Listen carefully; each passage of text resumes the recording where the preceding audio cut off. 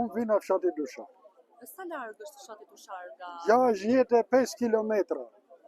65 kilometra. Edhe që të vish të marrë një lej për të bërë një kymes pule, duhet të paguash të bleq ka fas të artë, atë kymes e pule.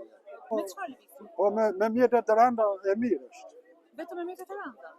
Po makinë e vogël nuk diskutohet, me furgona me xhipa vetë. Ju e keni bërë më njëherë rrugën në këmbë?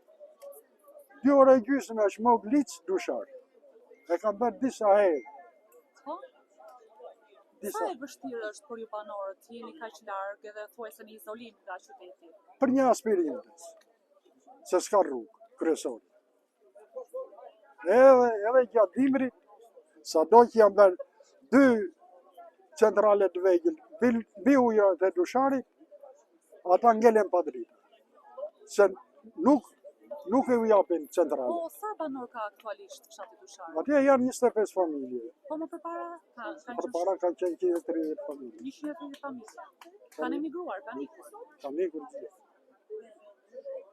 Sa e vështirë është për ju të jetoni në këto kushte, duke qenë se s'keni as kushtet minimale, për po flasim për rrugën, infrastrukturën, uji, drita? Vetëm ekuilibri natyror i bën ata njerëzit. Ju vjen keq për gjithë këtë situatë që nuk ndihmoni as nga shteti, nga institucionet? Po s'ka më keq. Të braktisur komplet. Edhe shkollë s'ka më, shëndetësi s'ka më. Ku ka fëmija? Ai që ka një fëmijë e ka çuar në për qytetet në shkollë. Një fëmijë vogël është vetëm. Ju merr malli për atë Dushar që ka qenë më herë? Po si s'na merr malli. Dushari kishte vatërkulturë, kishte gjallëri tjetër. Çfarë do doni të ndryshonte? Rruga kryesore.